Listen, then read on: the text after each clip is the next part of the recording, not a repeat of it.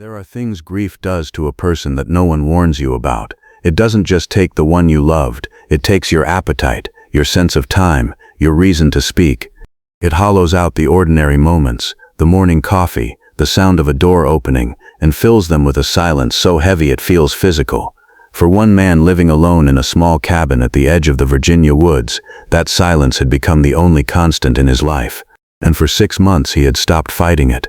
His name was Dale. He was 63 years old. He had spent 31 of those years married to the same woman, a quiet, steady kind of love that didn't need much noise to be real.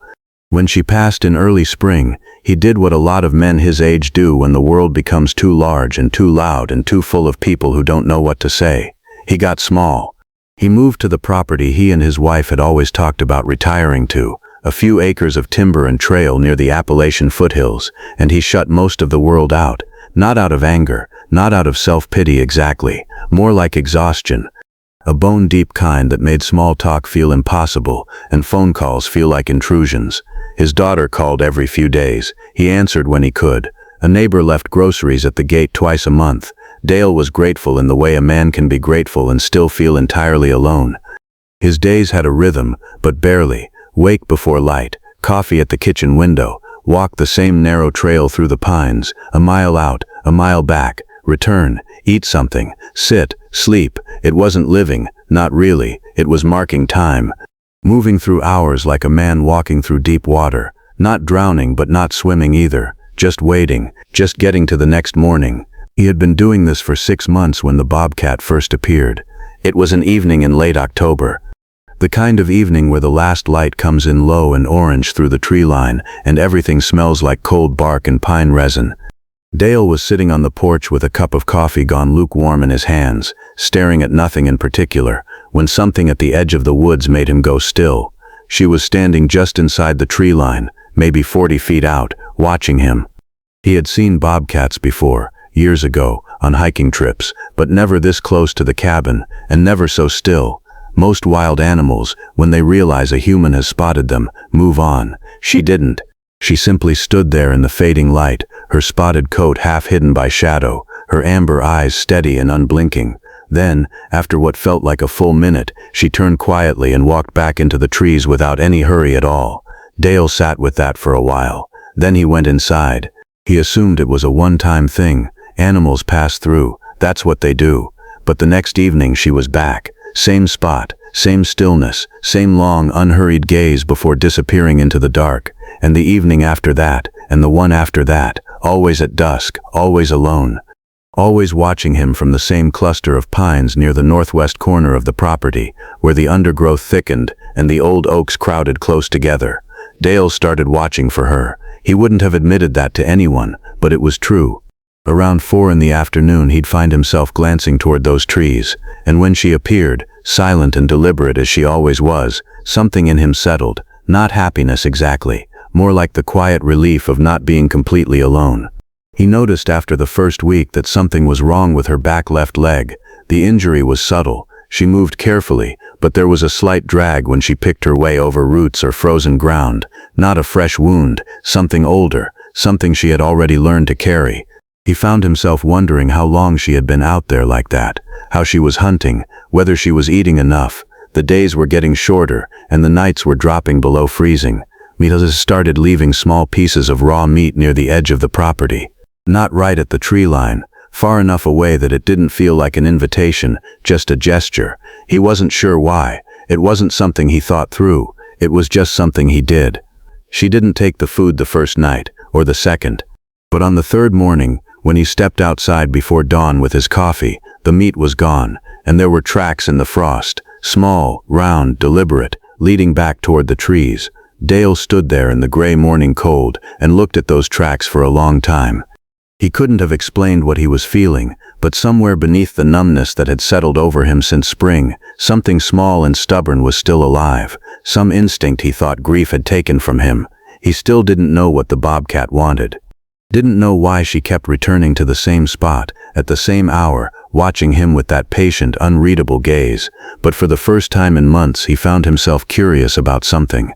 And for a man like Dale, that was no small thing. Here is November arrived the way it always does in the mountains. Not gradually, but all at once. The temperature dropped, the trail hardened, the woods went quiet in that particular way they do when the animals have made their decisions about where to wait out the cold. Dale kept leaving food at the edge of the property, and the bobcat kept taking it, but she never let him get close. The moment he moved toward her, even slightly, even slowly, she was gone, back into the trees without a sound.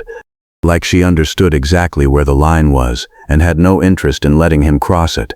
He respected that. He understood, in some way he couldn't quite articulate, what it meant to need distance from the world just to feel safe in it.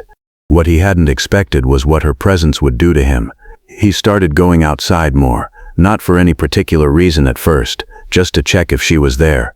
But then he began noticing things he hadn't noticed in months, the way the frost clung to the lower branches in the morning, the tracks of smaller animals crossing the trail, the silence of the woods, which had once felt oppressive, now felt more like something living, something he was a part of rather than buried beneath. He started walking farther. Some mornings he'd be out for 2 hours before he realized how much ground he'd covered. His body was remembering something his mind had let go of. And while he still wasn't ready to call his daughter back more than once a week, or to answer the emails from his old colleagues, or to think about the future in any serious way, he was at least facing forward. The bobcat had done that, without trying, without knowing. Then one evening in late November, she came closer than she ever had before. Dale was standing on the porch in the near dark when she emerged from the tree line and stopped in the open space between the cabin and the woods, 20 feet, maybe less. Close enough that he could see the quiet rise and fall of her breathing. She looked at him directly, not the cautious sideways glance of a wild animal calculating its exit, but fully, steadily, the way you look at someone when you need them to pay attention.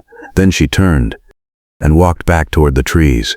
But this time, halfway to the tree line, she stopped and looked back at him.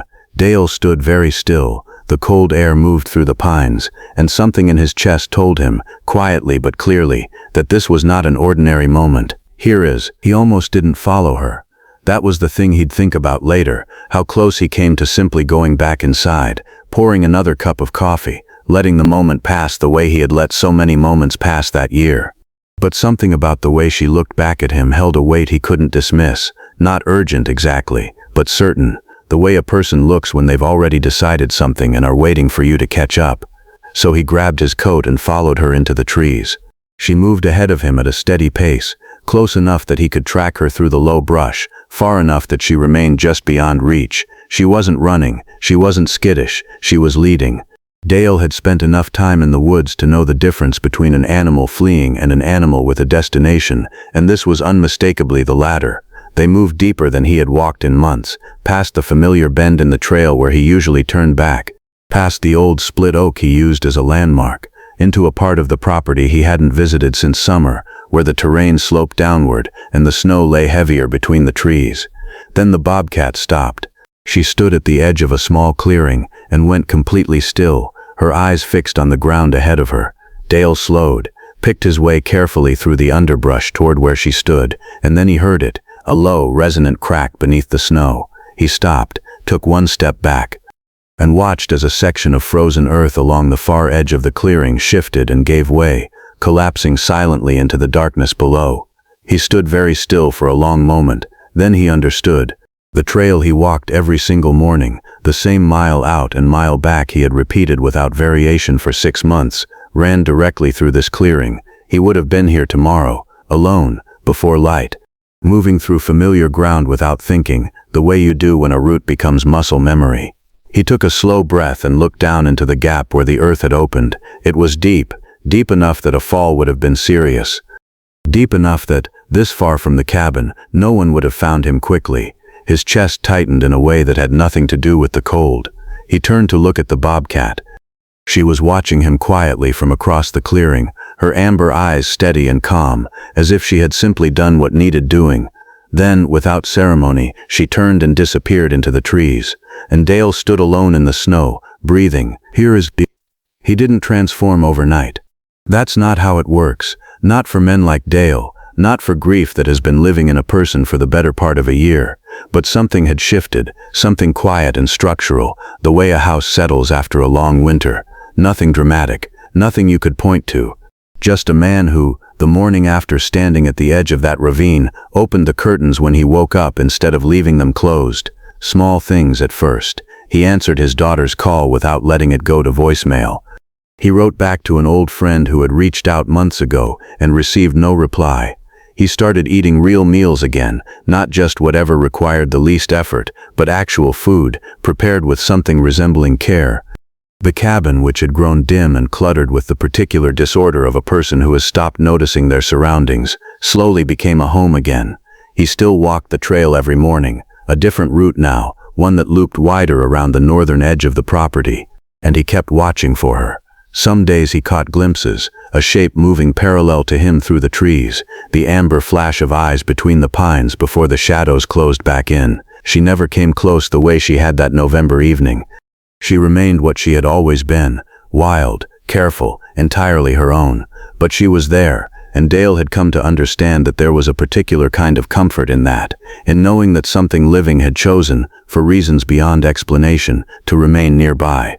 Then one morning in January, after a night of heavy snow, he stepped outside to find tracks circling the cabin, fresh ones, pressed clean into the white. They didn't follow any hunting pattern. They weren't the erratic wandering of an animal searching for food. They were slow and deliberate, looping near the porch, pausing at the corner of the building, moving along the tree line and back again, lingering. Dale crouched down and looked at those tracks for a long time. The snow was still falling, lightly, and the woods were completely quiet. And somewhere in the stillness of that moment, the cold air, the soft light, the small perfect prints in the snow, something in him finally broke open. He cried, for the first time since he had lost her, not the suppressed, private kind he had managed in the worst of the early months, but fully, the way a person cries when something has been held too long, because he finally understood something he hadn't been able to see before. He thought he had been feeding a wounded animal through the winter, thought, in his quieter moments, that maybe he had even saved her. But she had come into his life the exact moment he needed saving most, and somehow, against all reason, in the language of tracks and instinct, and a single look over a shoulder in the dark, she had known it before he did.